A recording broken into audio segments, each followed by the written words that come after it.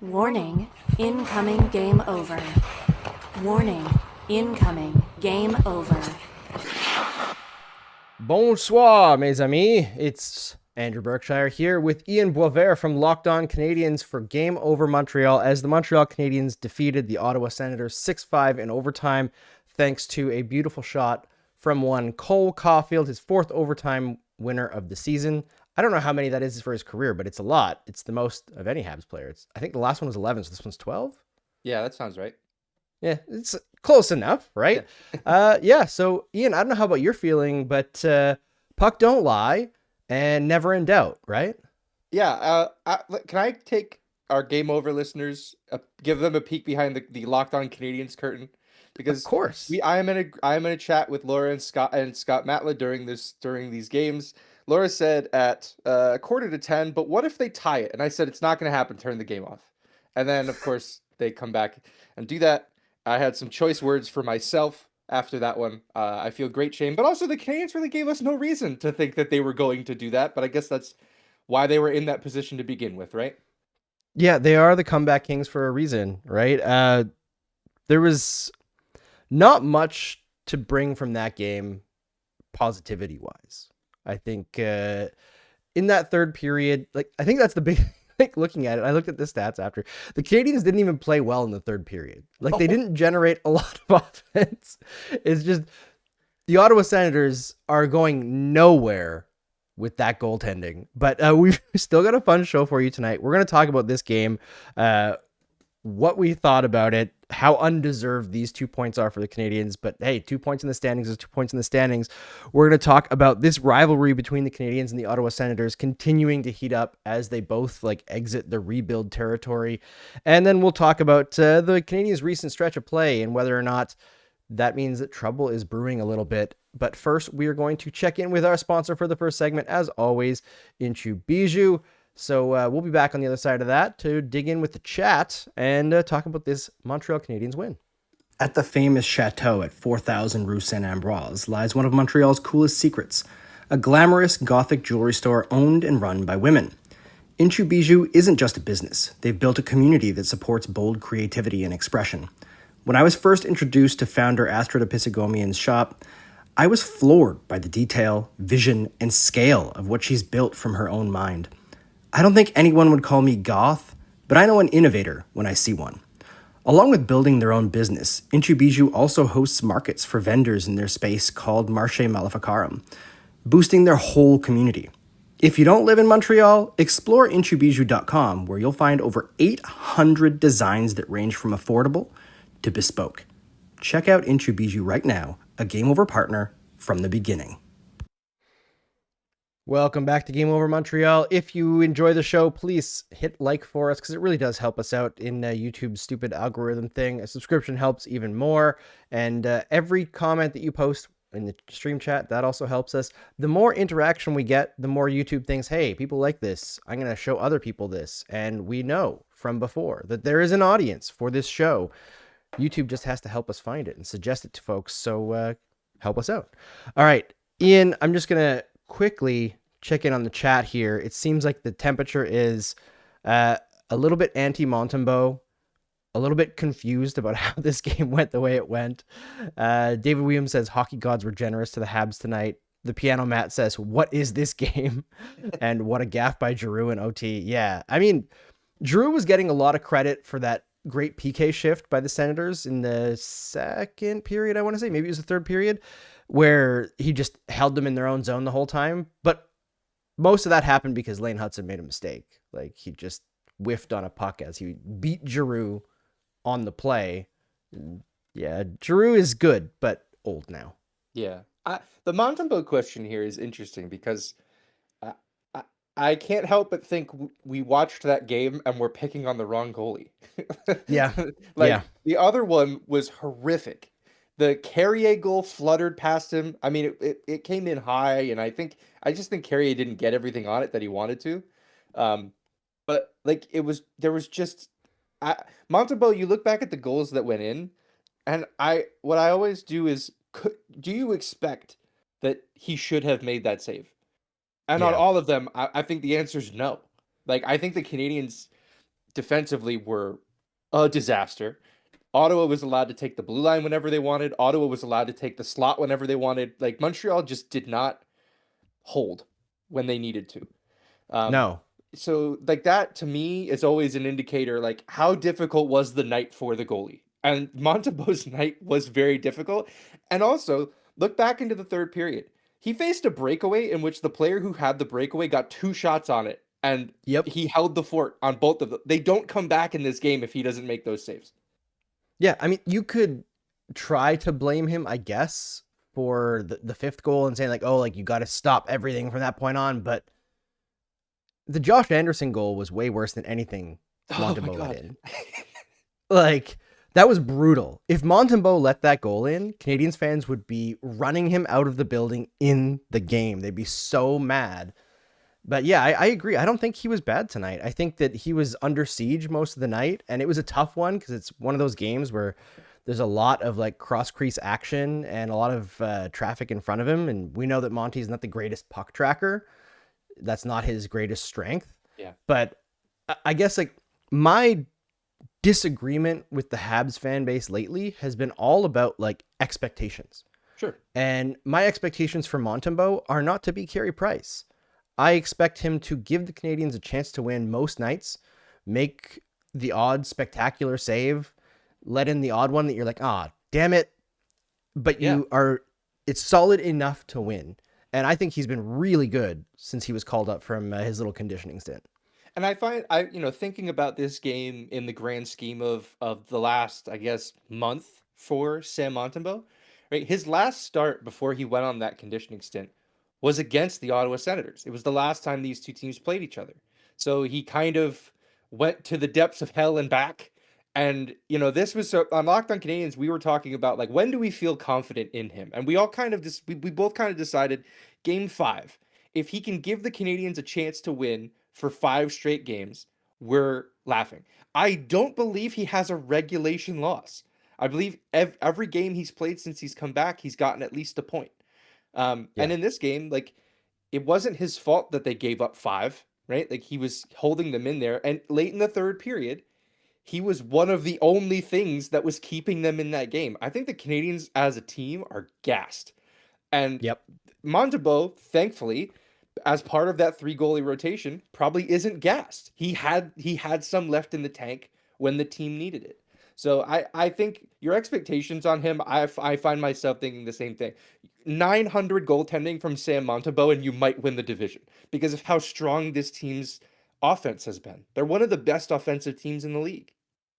Which is crazy to think about because, I mean, for people like us, Ian, who've been covering the Canadiens since like the Subban, Bergevin era, even before then, like the Gainey era, this was never a team that at least consistently was a high scoring team. They had that one year in 2008 where Kovalev was unstoppable. And then they had like Koivu on the second line, although he missed a bunch of the season.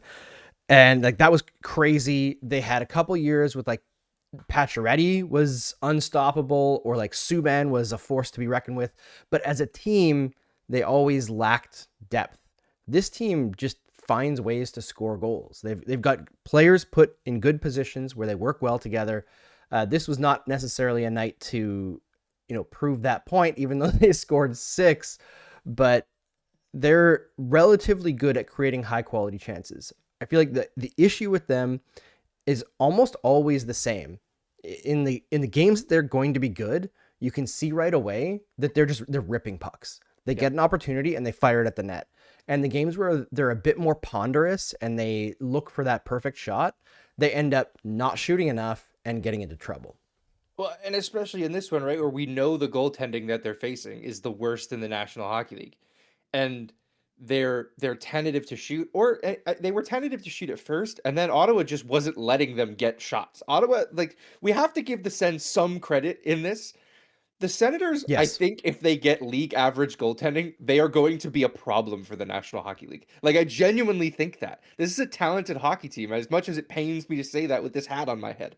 Like, it's difficult to come to that realization, but that's kind of where we're at. They lost this game because of goaltending. Like, that was there's no other secondary version to look at this game through. Like, it was just No. Mierlainen. Yeah, 100%. I guess you could say they weren't great defensively in moments, but overall, they didn't really give the Canadiens many opportunities. Like, they were on pucks consistently. And, you mentioned earlier, Ian, like, this team looks gassed. I think the average person who watches the NHL doesn't quite understand how, like, the attrition of seasons pile on to players. And I get it that they're professional athletes. They make millions of dollars. You don't want to hear that excuse that they're tired. But, like, I saw it against the Buffalo Sabres, and people were saying, like, well, Sabres were on a back-to-back. Sure. Back-to-backs are a factor.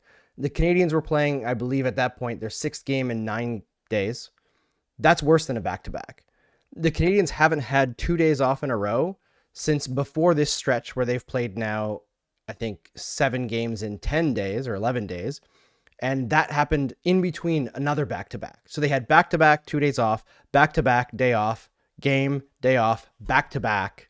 Like that is not something that a human body can do at this level and function normally. It doesn't matter how much money you throw at it, how many great technologies you have to, like, get the massage in after the game and the cold tub, all that stuff, the red light thing it's all probably bullshit. Like, they buy into the dumbest shit, the cupping, like chiropractor this, chiropractor that. It's all like whatever bullshit they can think of to get an advantage.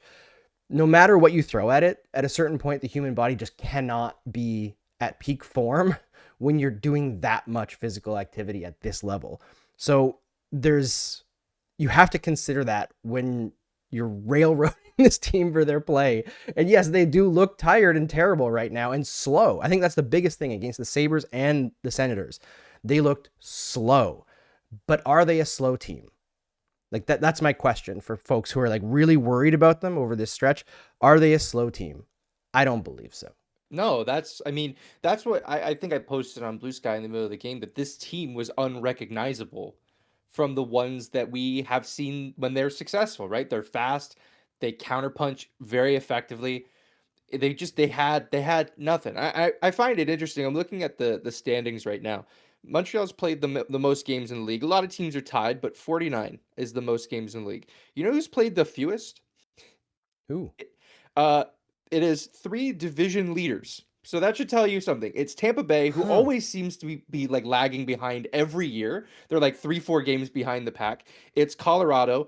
I'm not going to say that Colorado is a division leader because of that. There are many other reasons to that. And Vegas. Vegas has played 46 as well. Nobody else in this league has played that few games. So, I mean, it's the Canadiens, I think, by virtue of the fact that they play so close to other teams, right? Like, there's a lot of teams in close proximity.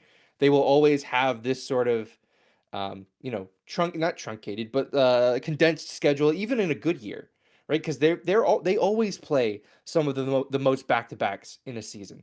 You just watch. You watch guys forecheck and you watch defensemen get hit into the boards and you go, I don't know how you guys play another shift after that. Like, now they're doing that. What did you say? Six games in 9 days? Like, it boggles the mind. It is insane. I do find it interesting that the last 2 games, this one against Ottawa and the one against Buffalo, the forechecks of both of those teams made it impossible for the Canadiens to do anything. And I'm wondering if that's, the Canadiens are gassed and that's why it's difficult, or if that is just a really effective way to play against this particular team. Forechecking is great against every team, but, like, are the Canadiens especially susceptible to a forecheck just punching them into the glass every time the puck gets dumped in? I don't know the answer to that yet. They do seem like, at least last year, I don't know how much of it has been in the offing this year, because, like, I remember the last few years, really, whenever you play teams that are crazy forechecking teams like Carolina, they got ground into the ground. But, like, Carolina does that to almost everyone. Right. So it's like, is that a specific weakness? It probably is. I feel like when they're on their game this year, their ability to break forechecks is quite strong. And it's almost always the same issue when they're playing. Like, it's the same as what we were talking for offense. If they're playing well, when they move the puck up, they move it to the half boards. And then whoever's the winger on the half boards puts it into the middle, and there's another player streaking through the middle to take the puck out and, like, clear the zone really easily, skating it out.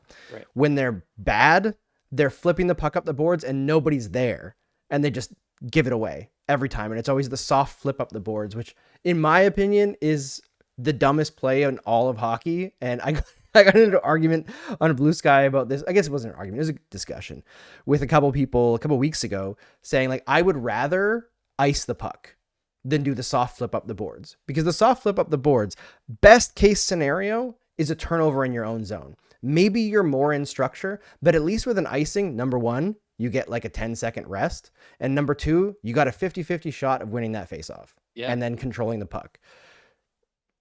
A lot of folks didn't like that, but yeah, I kind of get it. I mean, it's like punting in football, right? Like if you punt, you're fairly certain you're not getting that puck back. There are certain times where maybe that's your only play, is that soft flip off the boards. Like, but it's like, was it Down Goes Brown who said this about blocking shots? It's sort of like killing rats. Like sometimes you just have to do it, but if you have to do it a lot, you're kind of wondering why that is. Like, that's sort of the same concept of the flip off the boards. It's what, like the play that was the play under Michel Therrien for years, was that we're not leaving the puck with the zone. If you cross your own blue line with the puck, you're on the bench. Like the point is off the glass and out, and we'll figure it out later. And it was always a terrible way to watch hockey. And it's what makes this Canadiens team frustrating to watch, is because they don't play that way all that often. They want control of the puck. So when they're not able to play that way, I think they kind of get lost. Like they're like, what do we do? What do we do next? What's our their ability to pivot is kind of lacking, and which the youngest team in the league, like that's going to come with experience, right? Like I'm not all that concerned about that in the macro sense, but right now, like that, what I see is when their game isn't going, they sort of just keep trying it and hope that they push through. Yeah, and those are the games where it's often, ironically, like guys like Josh Anderson and Jake Evans that dig them out of the energy well, right? It seems like when their feet aren't moving, it's those guys who just, okay, we're going to play straight ahead, north-south. Yeah. We're going to barrel through some guys. We're going to get some energy into the building. And I guess you could say they did that tonight. I thought Evan set up the Bolduc goal that wasn't a goal, and Anderson scored the softie. Yeah. But I don't know if they were the ones who catalyzed this.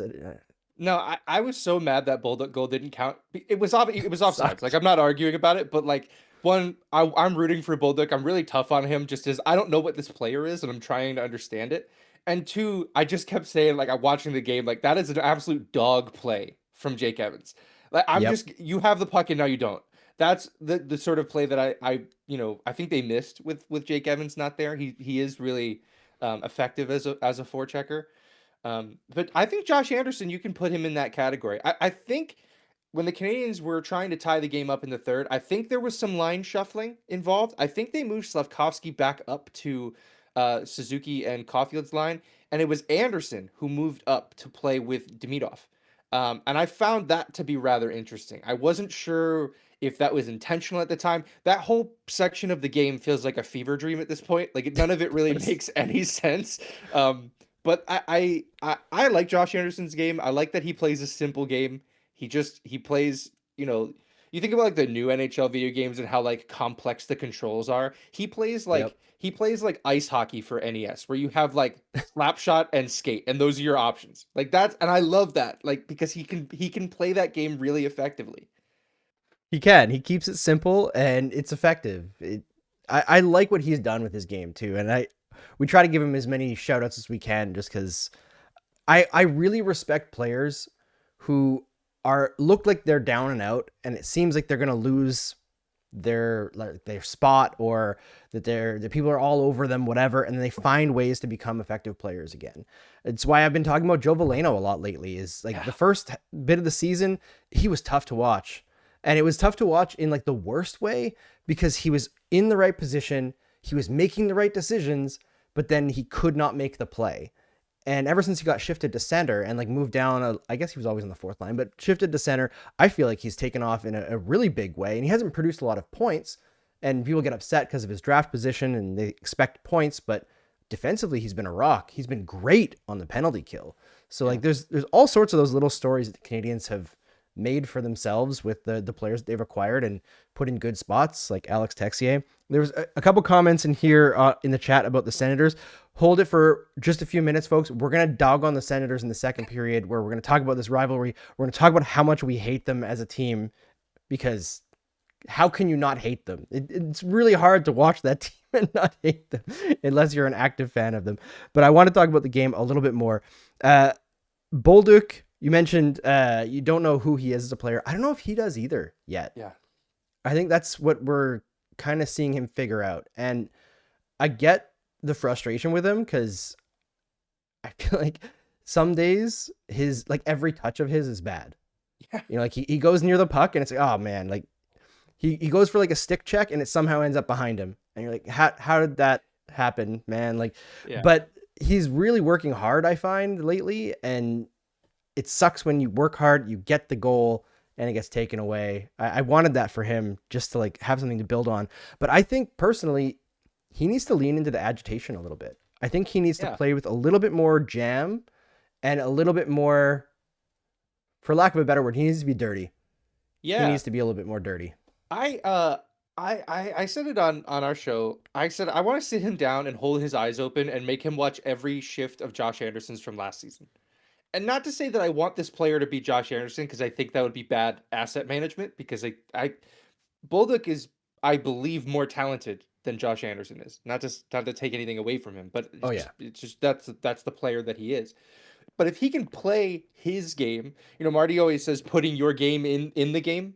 If he can put his game as Zachary Bolduc into this sort of Josh Anderson type role, where I'm going to go north-south, I'm going to forecheck, I'm going to get the puck back, and then I'm going to find a place to get open where I can use my shot, this guy's going to score 30 goals. Like, I believe that. Yep.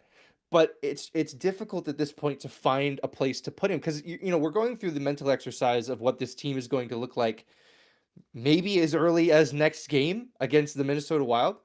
Like, where does it, if Laine is healthy, is he back in the lineup? Where is he? If Doc is healthy, he's back in the lineup. Where is he? And I'm just sort of running out of places to put all these guys, and I'm kind of wondering what's next. Bolduc is one where I think I really want to see him be given a spot and run with it. They tried him on the first line. It was an abject failure.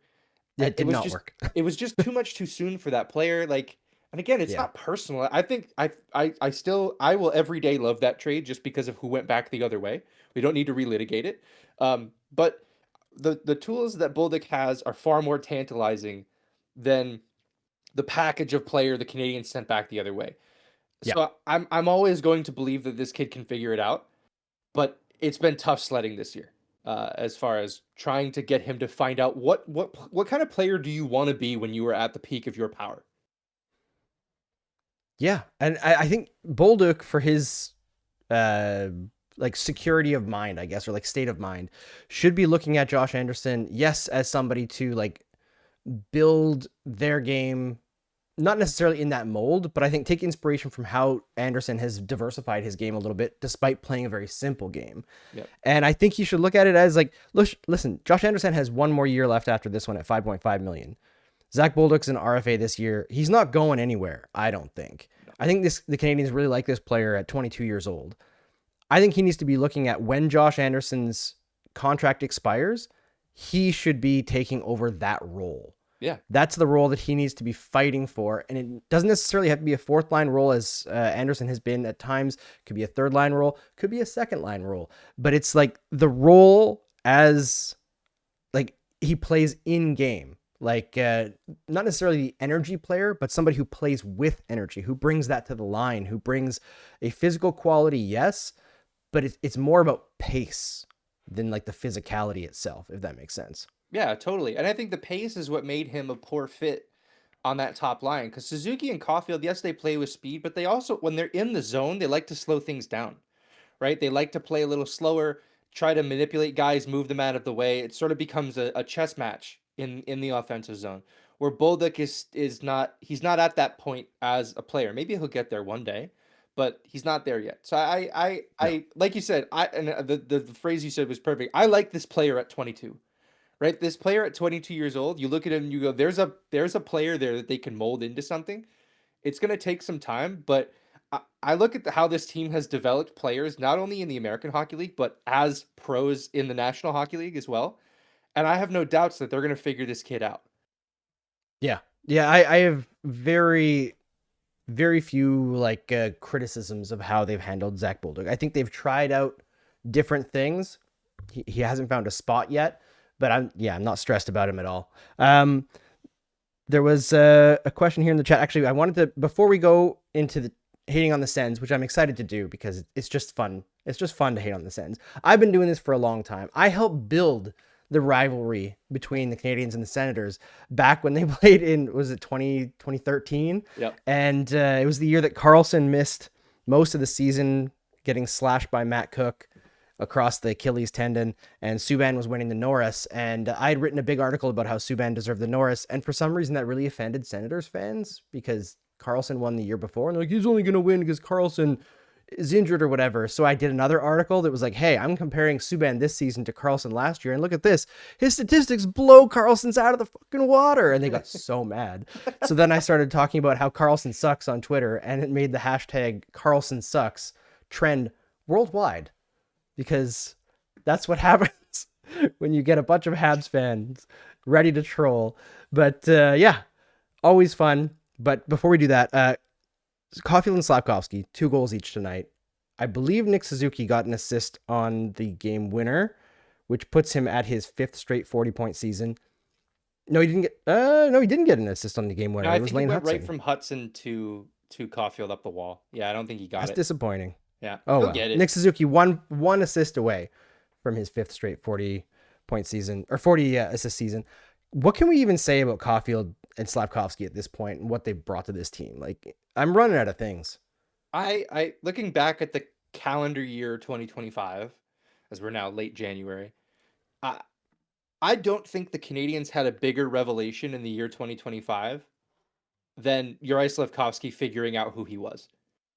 And that, like, because he was that team's that front office's first pick, it was the first pick in that draft. There was a lot of white knuckling about how that went.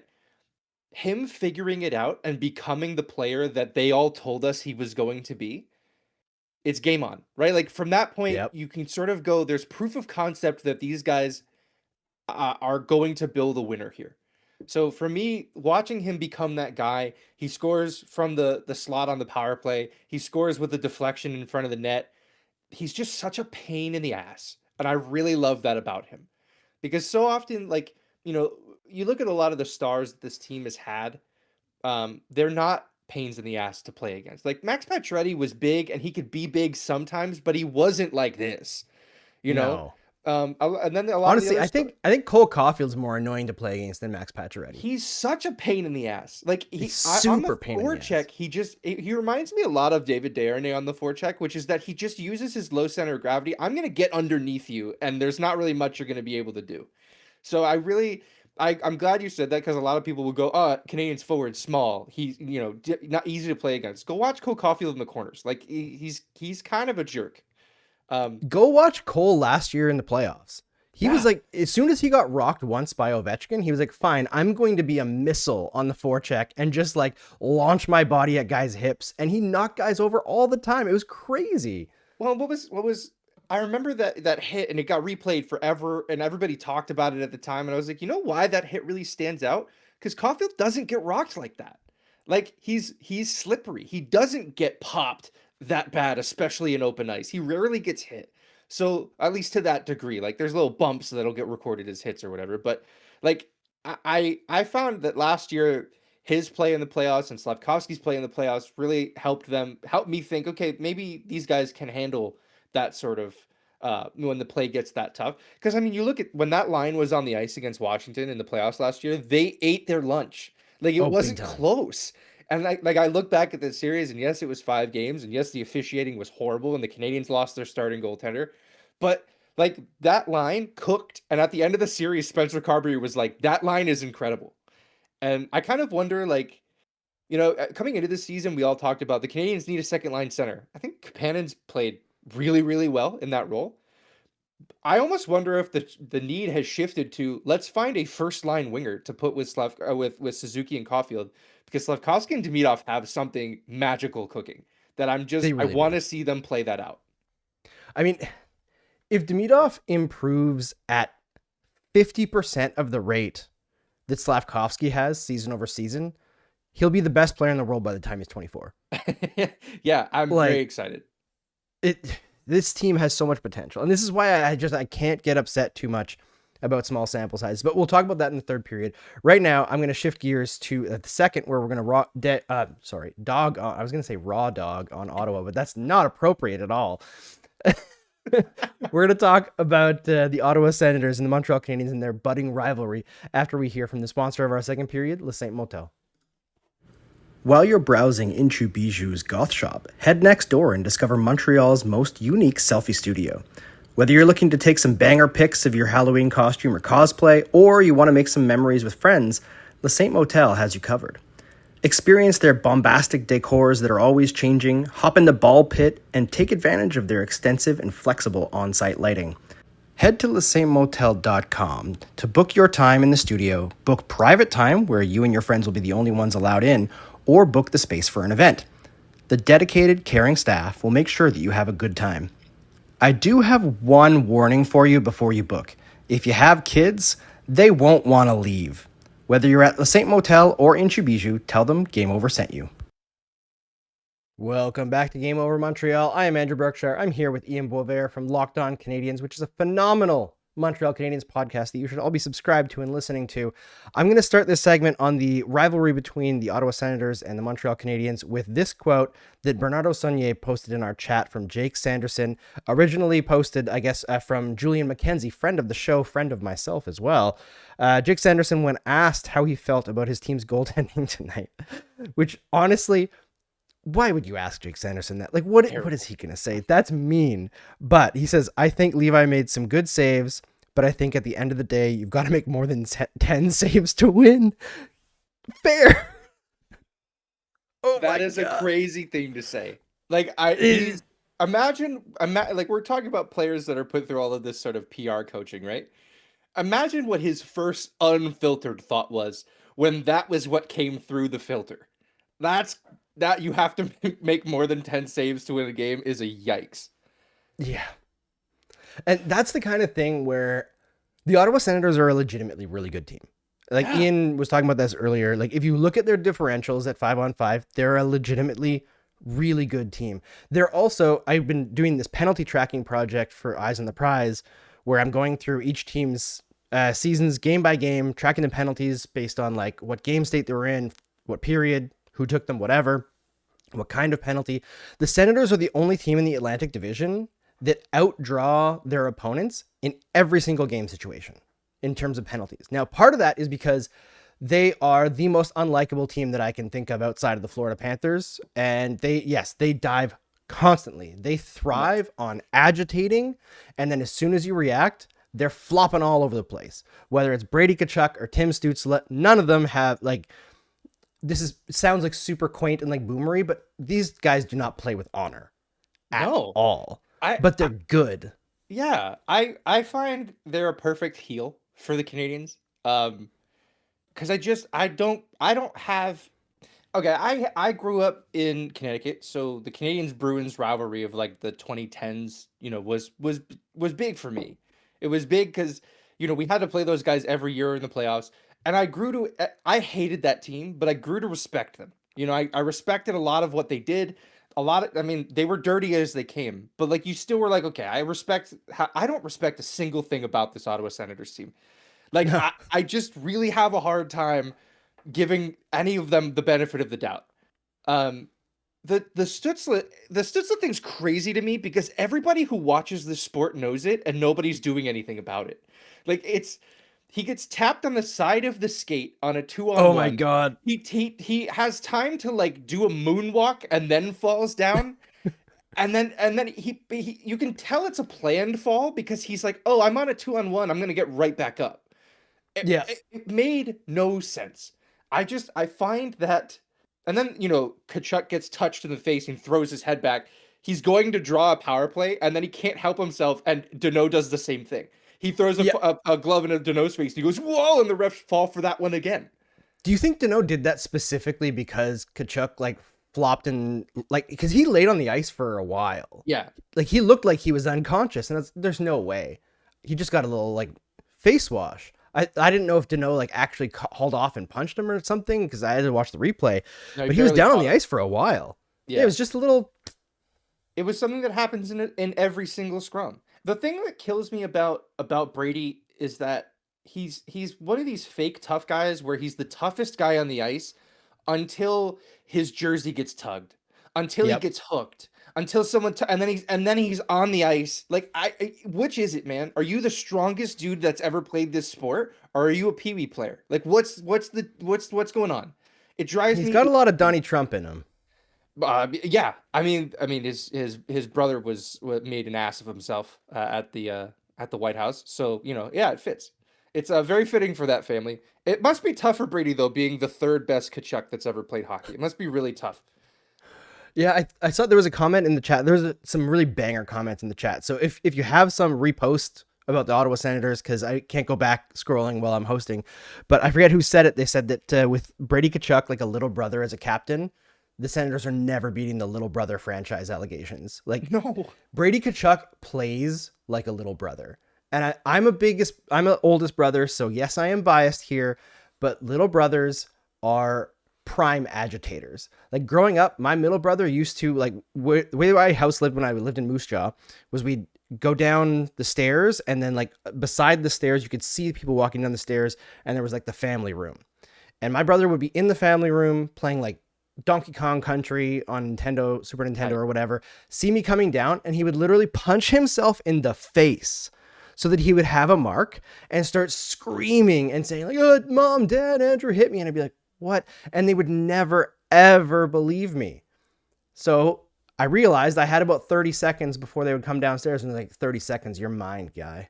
Yeah. Like, there's going to be some punishment rolled out. I know I'm getting in trouble for it. And maybe it's just the Habs need to take a little bit of that attitude with the Senators. What's the Panthers slogan? What did the Panthers put on the inside of their cup rings? Apologize to no one. Apologize How American. to no one. I and that's where, like, with this Ottawa team, like, I was interested in them just from a penalty perspective. You mentioned the work that you're doing for Eyes on the Prize. The 3 years coming into this, nobody in the league drew more penalties than the Ottawa Senators. Nobody. And the gap from them to second is like the gap from second to 17th. Like, it's not close. Whoa. I don't understand how this has been allowed to go on this long. Because, and I'm not saying this from like an indignancy standpoint. I'm saying this from the referees usually find out. Nazem Kadri used to be incredible at drawing penalties, and then they went, hey, and they stopped it. Michael Bunting used to be incredible at drawing penalties, and then they went, hey, and they stopped it. Like, why has it not happened for these bozos? Like, I don't understand how they're still allowed. Like, I feel like Jesse Pinkman, he can't keep getting away with it, and he does. It's like, is satisfying as it is to watch the Canadiens come back and win this game in completely undeserved fashion. Yeah. Seeing Nick Cousins get 2 obvious penalty calls and have him like flipping out and not get the benefit of the doubt was great. Like, anybody else, when Suzuki hit Cousins and his stick came up and clipped Suzuki, I'm like, that's an accident, right? Your body gets knocked and you're just flailing and your stick goes up. But you watch Cousins, you're like, no, man, he got knocked over and he wanted to take a piece. Yeah. And I'm glad that the refs actually caught that, because usually he gets away with that. So it was satisfying at least to see him get caught. But even tonight, I feel like Cousins still got away with a bunch of dirt. Yeah. And that sucks. I mean, it shows in the poll The Athletic does every year with the players. He's the least likable NHLer, which is a crazy category to find yourself alone in. There's a lot of chuds that play in this league, man. Like, to be the undisputed champion of that category, I hope I'm never as disliked a person as Nick Cousins is. Like, it's crazy. I will throw a party when that guy's out of the league. I'm tired of seeing this dude. It reminds me of, like, you remember Patrick Coletta? Yes. And nobody could figure out how he was still in the league because he was objectively terrible. And he played on the Sabres forever. And yeah, the Sabres were terrible too. So I guess they could afford to be more terrible, I guess. But the dude was just out there to injure people. It's the only reason he existed, was to hurt people. And the league just let him keep getting away with it over and over and over again. There's like a level of like agitator that the league, I believe, thinks is a good thing. That they think it like brings emotion into the game. But I don't think it makes the game better. Well, and it's a fine line, right? Because anybody who doesn't watch the Canadians, I ask you guys to watch Arbor Xhekaj just in like if there's ever a scrum, and even if he's not involved in it, if he just happens to be in the same zip code as it, two guys in stripes are pulling him away from that pile because it's their job to make sure he doesn't make things worse, which I find insane, right? There are a lot of agitators in this league who do not get that treatment. Like the closest ref to Brad Marchand is a 3-hour flight. It's kind of crazy when you watch how a lot of other players in this league are handled. When like if Arbor Xhekaj looks at somebody the wrong way, two linesmen are grabbing each arm, like he's trying to go ballistic. So like it's a fine line between like the league wanting it agitators and also the whole game management aspect of officiating, which I find detestable. I mean, that's what the Josh Anderson call was at the end of the first period. He comes down stick on Cousins, and Cousins loses an edge because the ice is crappy at the end of a period. And yeah, that's a penalty. He wasn't even in the play. He ended up taking out a goalie. Like, I don't understand where any of that came from.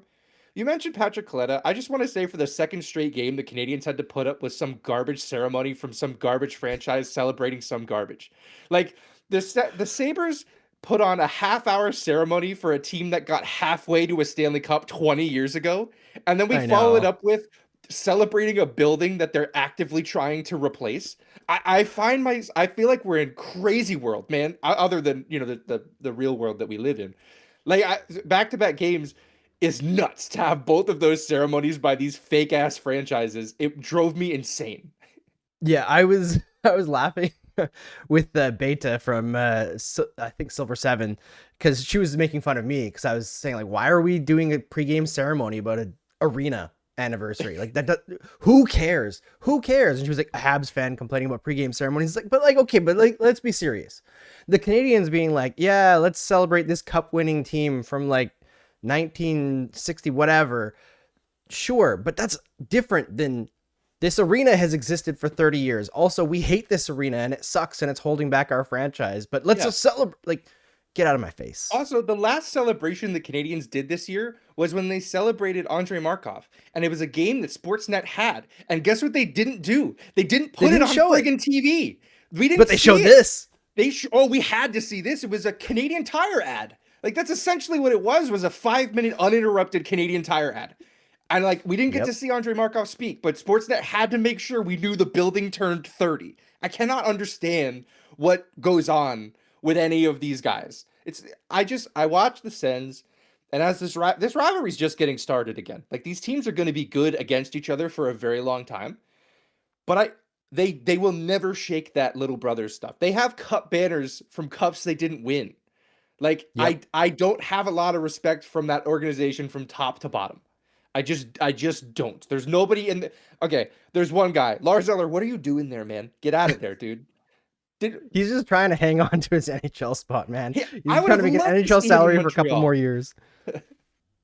Have him come back, but now we have Dano, so it's not happening. But it could have been a good idea. Wouldn't fit. It could have. There was... I just totally lost my train of thought laughing. But yeah, I mean, back when... like 2013 when the Canadiens were about to face off against the Senators, but that was back when I was doing Ice Level with Connor McKenna and Robin Flynn.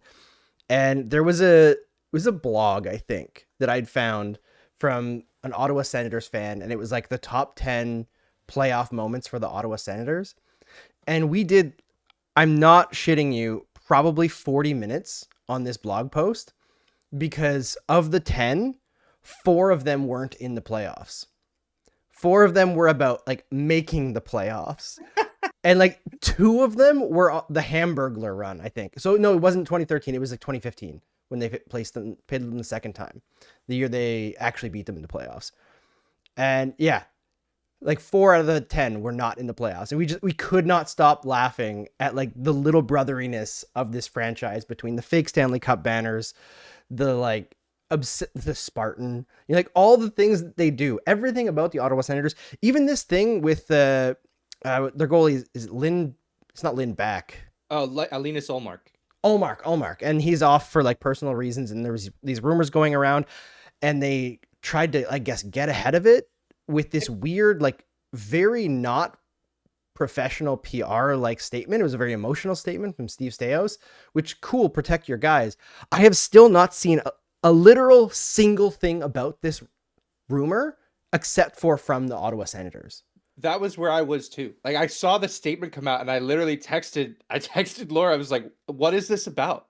Like they made things 1,000 times worse. And then their head of communications, Ian Mendez, the following Monday went out and like, the statement said like, oh, it's a baseless rumor. Nobody cares about this at all. And then Ian Mendez goes and he writes a blog on Monday for their website that says like, this has been floating around in the local media for weeks.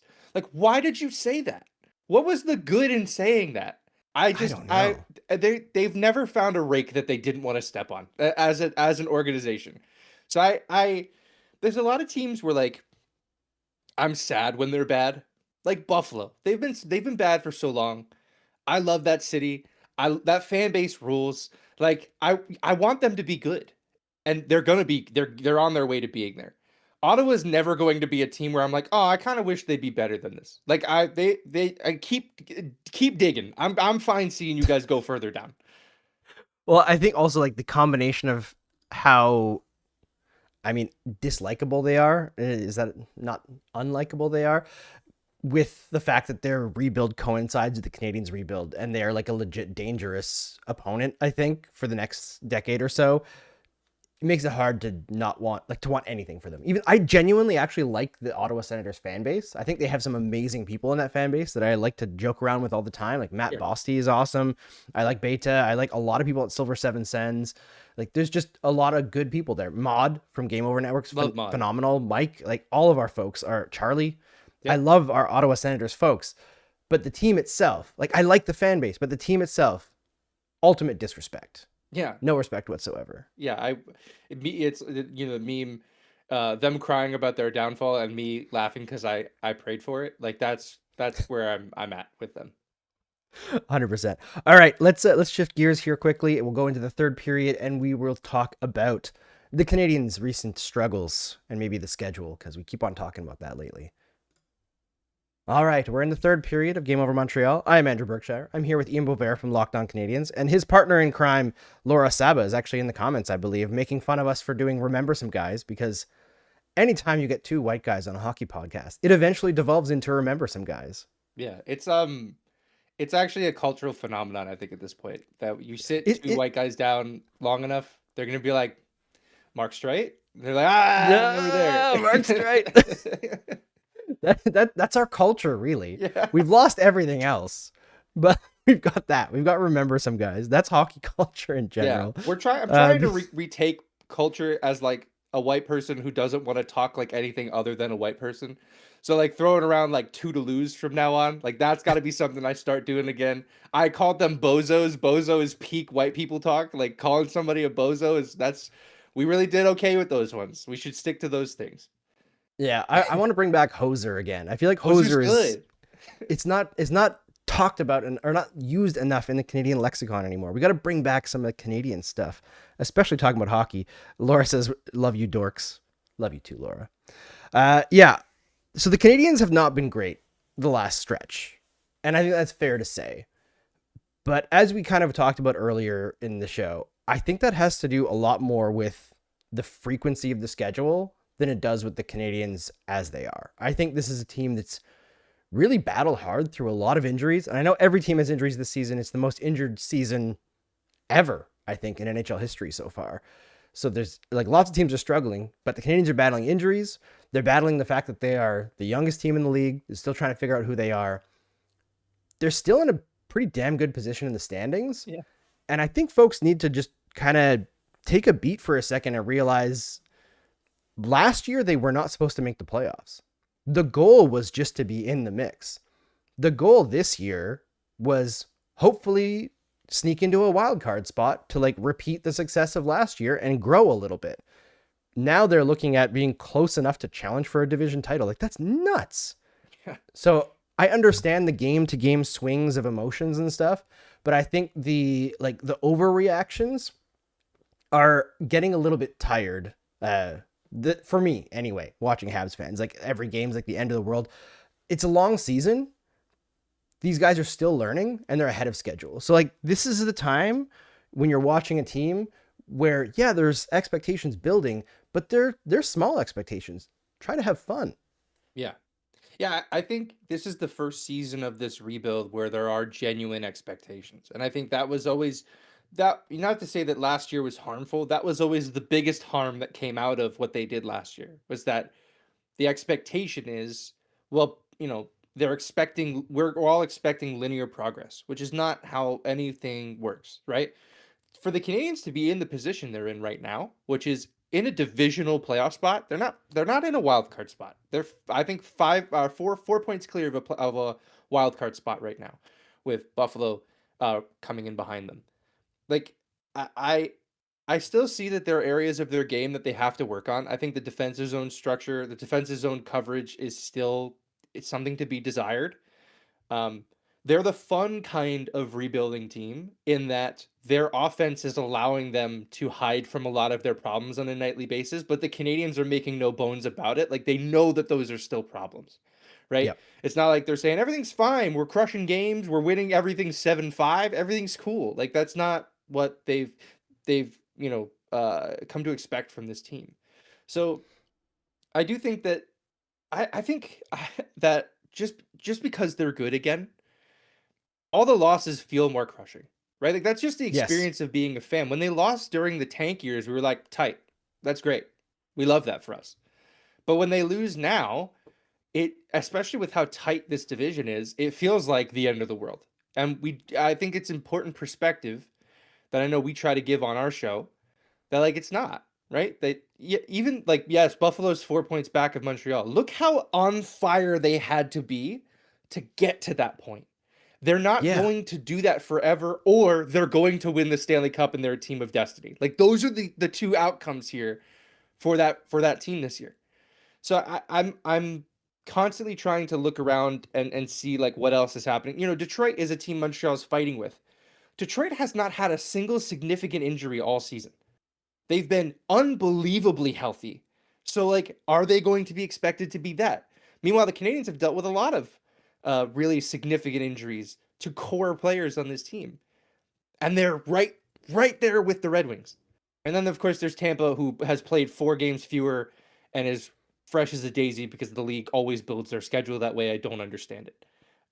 It's Tampa benefit, like you Yeah. just get to be the beneficiary of everything.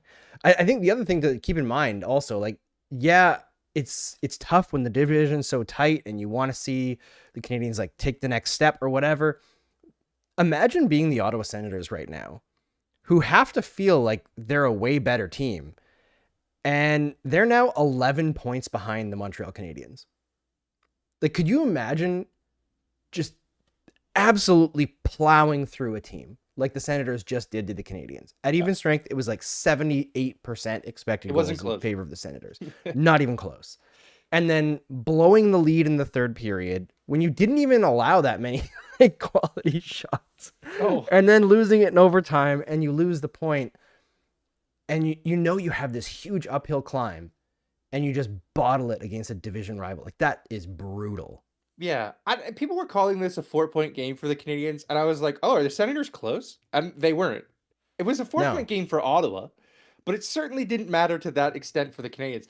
The footsteps of the Canadians here are from Buffalo, and to a lesser extent now Boston and Toronto, who have played themselves back into this conversation, and Florida, who just got shellacked by Carolina. Love to see that.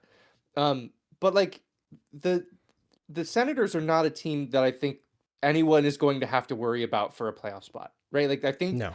they've effectively played themselves out of it, unless one of their goalies turns into Dominik Hasek. Like, I don't know that this is something that we need to be worried about.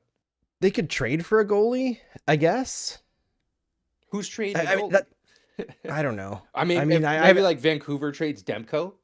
Like, maybe they're that trading makes them everything better. else, right? Yeah. So, like, I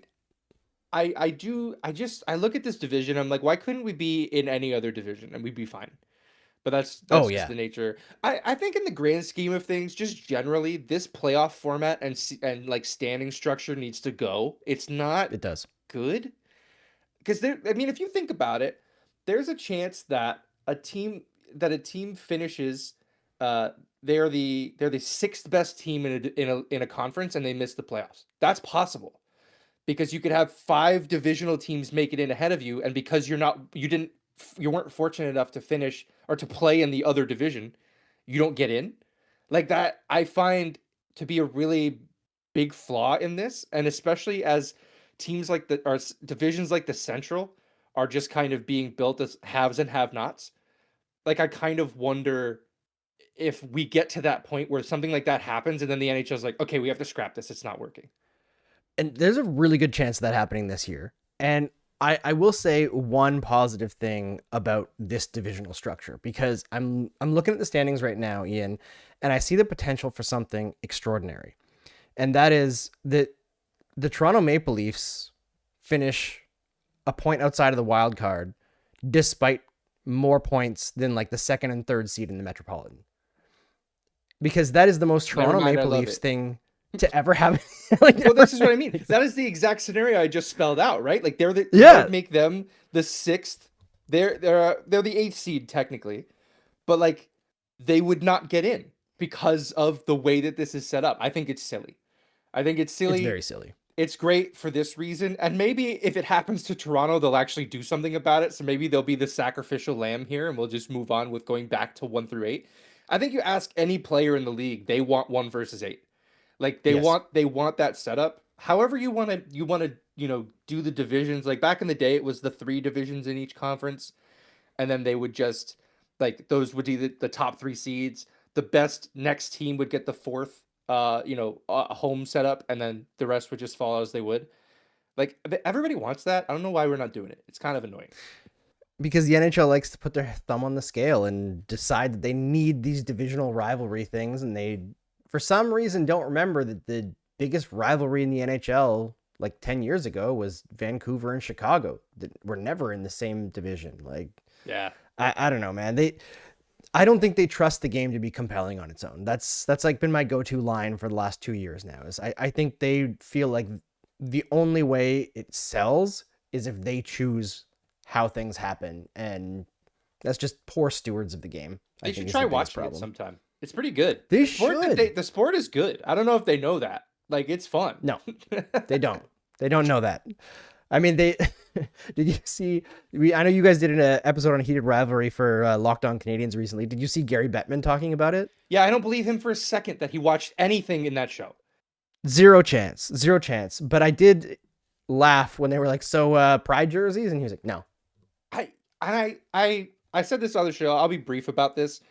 The NHL not having the self-awareness to know that they are the evil villain in the Heated Rivalry story.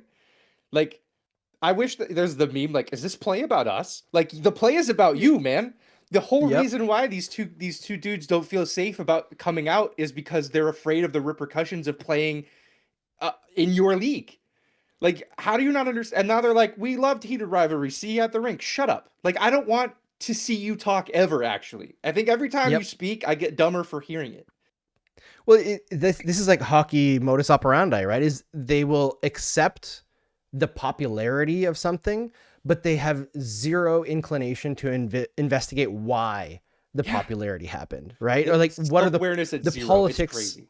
Yeah, like the politics of that show are the politics of hockey, and there's been no awareness or discussion about that in legacy media outside of like a few young people, maybe like somebody in The Athletic, but I don't read The Athletic anymore, so I couldn't tell you. But let's switch to the overtime here. Let's get some questions in the chat.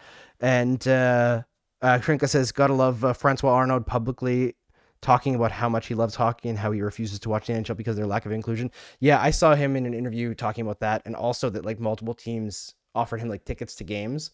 And I think he mentioned like the Rangers because he plays for the Rangers pretend team.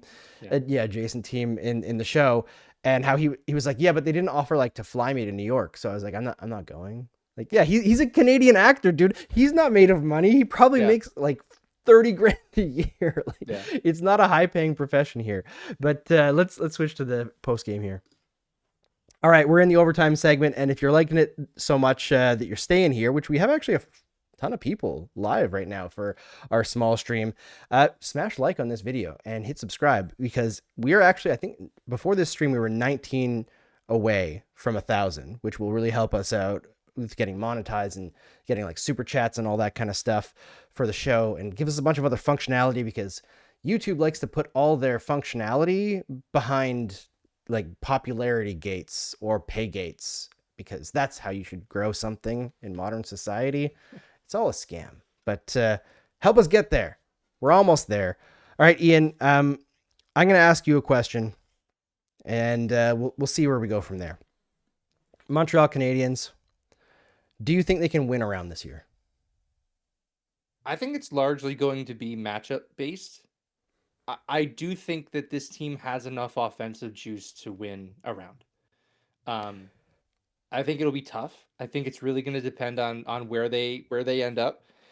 I would much rather finish in the top of the division and have home ice. I know the Canadiens on home ice this year they've actually been much better on the road, but Much better. The Bell Center in the playoffs is a different beast, man. We saw it last year. I still have goosebumps about that power play that they had in Game 3. Like, I'll be thinking of that when this team eventually wins a cup. I'll be thinking of that power play in Game 3 against Washington in that inconsequential playoff round because of how electric that building was. I'm gonna go out. I'll put my neck out there and say they win around this year. I think you're right. I think the worst thing that could happen to them this year is somehow catching Tampa Bay in the first round. Yes. I You think have they to beat avoid Detroit. that. Yeah. I know that they've had a lot of trouble. Yeah, they've had a lot of trouble with Detroit in recent years, where even in games where they outplay them, it seems like they find a way to lose. But I don't know. I look at Detroit and I look at the playoffs, and I just don't think, number one, that they have the horses. And number two, I don't think that they're going to get the insane penalty push that they've gotten so far this season, because one of the things that's been interesting about breaking things down for EOTP is I've got to see the Detroit Red Wings, for example, are one team that has got a lot of power plays, and they're a lot like the Senators, and there's a lot of flopping going on there, but they also are a team that interferes a ton, and some of their big players also are like very penalty prone. Like Moritz Seider is like an infraction machine, and I'm not convinced that in the playoffs that's going to go away. Yeah, I'm going to be honest, I would hate to play against Ben Sherratt because he's kind of allowed to do whatever he wants. We know that that's the case. We rode that all the way to a Stanley Cup final. Like, I'm a little worried that he's going to get cross-check happy with Nick Suzuki in front of the net. The problem is, though, is like if that's Juraj Slafkovsky in front of the net, he's not just going to sit there and take it like Matthews did. Like, he's actually going to fight back. But as we saw tonight, he won't get the benefit of a penalty call. No, was it Kachuk that flattened him in front of the net and he just skated off like nothing happened? Well, like the slash too, the Shabbat slash on a partial breakaway. Then they scored they scored going back down the other way. Like it's always that way. That reminded me of the Buffalo game in that the Sabres' last 2 goals were scored because someone was holding a stick. And like the empty net one was crazy because Hudson is literally trying to get back in the play, and he's got his arm behind him because the guy's holding his stick at center in the most obvious way. Anyway, yeah, I think they win around. Yeah, I think they've got a really damn good chance. Even like, maybe this is too cocky, but if they were to drop into the wild card and get the Hurricanes, I would not be surprised if they beat the Hurricanes, because as great as the Hurricanes are as a team, and they're like this grindy team that is very boring to watch, but very incredible, good team in terms of controlling play, they're not good at playoffs. They don't have a goalie either. No, they don't. You know, like I don't think that's a terrible matchup. If I will say this, if we were going 1 versus 8, do you know who the Canadiens would be playing right now? Who? It'd be the Boston Bruins. Oh, give it to me. Please. I would love that. I would love that. I would love that. God, I think they would crush them, honestly. Yeah, I mean, the Bruins are also a team that can't draw a penalty at all. No, and there's some pretty compelling matchups in this setup. It would be, let's see, Carolina would play Toronto, the Islanders would play Tampa, Buffalo would play Detroit, and Montreal would have Boston. I think that would be a pretty fun setup, honestly. That would be really fun. I don't think Boston's going to make the playoffs, but I don't either. They've played a ton of games and they're only barely ahead. So I kind of agree with you there. Yeah. I'm just scrolling up the chat a little bit to see if there's any questions. Robert Rice says, if we want to play Remember Some Guys, hire Chris Higgins as the shooting coach. He wasn't a great shooter, but he knew you shoot enough times and you get goals. Chris Higgins is living his best life out in Vancouver. He's like a social media guy for them. Like he does all their video work. Yeah, it's crazy. It's so random. I mean, he could just show his abs off and he'll be fine. I was gonna say, not a bad guy to have behind a camera. Like that's you're in front of the camera. Person for that. 100%. Wild Brick says, what a game. Cole Caulfield is unbelievable. He is kind of unbelievable, isn't he? That the power play goal from Caulfield where Suzuki mishandled the puck and then the Senators both bit on it and he ended up winning. That was like the most Nick Suzuki play possible. And that you think that he's completely out of it. Yeah. And he just finds a way to win the puck, just leveraging his body position a tiny bit, the extra little reach. And it's like a clever play with the stick. There have been so many times recently where I've noticed Suzuki just do something a little bit weird with his stick to move the puck in a certain way. There was a spot a couple games ago where he was along the boards and he flipped his stick over and just used the toe of his blade to flick the puck out of like a puck protected area by an opponent. Yeah. That worked really well. He bleeds smarts. Yeah. Nick Suzuki. I'm very excited for him to go to the Olympics, not only because we get to see him play in the Olympics, but because of all of the stuff he's going to learn and bring back. Like he's going to be playing with Sidney Crosby and Nathan McKinnon and Connor McDavid, and he's going to pick up so much stuff because, I mean, you look at his career, like, you know, yes, there's been all-star games, but those are all-star games. Like, they're not important. Like, you know, it'll be interesting to see what he picks up from those guys and what he's able to bring back. I'm very curious to see how that goes. But on that goal, Cole Caulfield's not looking at Miralainen. Caulfield is pretending he's going to pass the whole way, which, by the way, he's never going to do that. I don't know why anybody thought that was going to happen. It's kind of silly for Cole to even be doing it because, come on, you're going to shoot. It's just, where are you going to shoot? Are you going top corner, short side, or are you going 5-hole? And he picked 5-hole this time. Oh, here's a question. Worst defensive coverage, Caulfield on that play, or when they left Stützle completely alone in the corner when Carrier misplayed it, and then Xhekaj chased his guy behind the net, and they just let Stützle walk out in front of the net. Yeah, that was one that you watch play out, and you're sort of like, it's sort of going in slow motion. Yeah, and you're like, why are you doing that? Carrier goes after him in the corner, which I'm fine with. Like the whole thing when the puck is down low, the system that they play, the hybrid system, is that they want to create odd man situations down low. So the puck goes down low, it's on the boards. You're trying to swarm him. You're going to send 2 guys after him to play zone instead of playing man to man. But when you only send one guy and B, that guy misses, like you're kind of you're in a rough spot. Like that's just not going to go well. You know, I mean, Xhekaj, I earlier this week, I think it was the Vancouver game, in like one period, he was like playing the best hockey of his life. And then the next period, it was, this guy's not playable anymore. And I talk about Xhekaj as a moments defender. He's not a guy who's going to play a lot. He's going to play very, very few minutes. And in those moments, he has to be impactful. And I find lately he's losing a lot of those moments. I mean, in a game against the Senators, you think we would see him try something. And that's a capital S something. Like I think, you know, like lay someone out. He tried to hit Michael Amadio in the neutral zone. It's like, okay, that's Michael Amadio. Go hit Stützle. Go hit Cousins. Go hit either Cousins. I'm fine with it. Like, I find that, like I mentioned, he's a moments defender.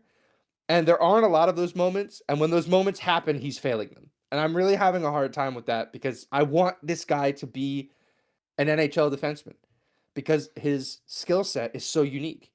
And I get that from fans who are constantly yelling at us about, like, Marty doesn't play him enough. Marty hasn't been given a reason to play him more, right? Like, yeah, he's the 6th defenseman. Like, there's no way you can cut it to have like a situation where Xhekaj is deserving more to ice time than like Carrier, or even like maybe Gouli right now, but they're playing together, right? I would play Gouli again, man. I'm having a hard time thinking that he's ready for this. Like, I like that they're kind of slow rolling him in though, because like if they were trying to force feed him into the top 4 right now, it would be a problem. It would but be a he disaster. looks quite rusty. Yeah. But again, like he missed 39 games, so we gotta kind of accept that a little bit. That's what I But mean, right? Is like he's just not ready for whatever this is right now. I'm not Yeah. like Gooley's not washed because he had an injury. Like he just needs to shake the rust off. I agree with you. The third pair is the best place for him to figure that out. Yeah, and I find Xhaka, I think he gets into his own head a little bit. And I know people get like, they read really far into decisions the coaching staff makes about him, about like maybe there's a fractured relationship. Everything I've heard and everything that I see tells me that him and Marty have a pretty good relationship. And it seems like they trust each other.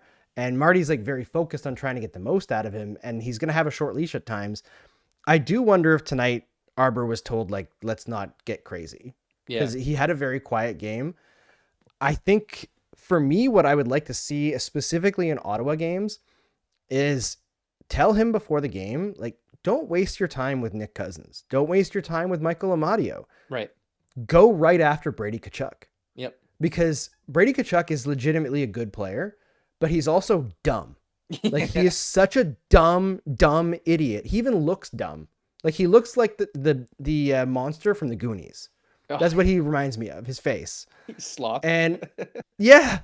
And he bites on stupid stuff. You saw it today with him and Deneau getting into it, right? He had if drawn Xhaka a power can go in play there, and he just lost his ruined mind it. and said, I'm gonna ruin it. Like, I don't understand. If Xhaka can just get in his head and not give up goals defensively and take him out of the game, it immediately changes the dynamic of these two teams. Like, that's what he's got to have as a goal. But I guess maybe right now he's not trusted to play against Tkachuk. I don't know. Yeah, and I mean, especially on the road, the matchup that I think Travis Green wanted was to put Tkachuk's line out against Carrier and Hudson, just because of the size mismatch. I think that's really what they wanted. They wanted to work the puck down low, and it was effective. You have to. That's why they kept going back to that well. It was working. But you know, L anyway. L plus ratio. Even they lost. Exactly. They lost. All right, folks, we're going to call it there. We had so much fun with you tonight because I'll be honest, when this game was 5-3, I was like thinking about texting Ian, like, let's just do like one segment and the question and answer because I don't want to talk about this game at all. And the Canadians like, what if we just won? Yeah. What if we just completely undeservedly won? So, puck don't lie. Never in doubt. The Montreal Canadiens take another 2 points from the Ottawa Senators. Make sure you subscribe to this place here, Game Over Montreal, Game Over Network, and make sure you check out Locked On Canadiens, wherever you find your podcasts. Ian, you got any special plans with Laura coming up? We're regular 5 days a week. It'll be in your inbox every morning. We just released a Heated Rivalry episode, a bonus episode over the weekend. So if you loved Heated Rivalry and you want to hear us yell about, why the smoothie looked like that, why they decided to eat tuna melts right before a spicy moment. Like, what you go check out that episode. We had a lot of fun doing it, but we're 5 days a week in your inbox first thing in the morning. So come hang out. It's a fun community we have over there. I'm glad that the smoothie also bothered you. I just watched that episode with my partner. It was so watery. I was like, that's not a smoothie. And the first one that he gave to him, it was like 1/3 full. I'm like, how are you giving this guy a 1/3 full smoothie? And he's like, thanks, man. Like, I understand movie magic and it was a cheaply made show. I get it. But come on with the smoothie. That was terrible. Yeah. So for those thoughts and many others, go check out our Heated Rivalry bonus episode. It dropped on Saturday. All right, guys. Thanks so much for joining us. We'll see you on the next one.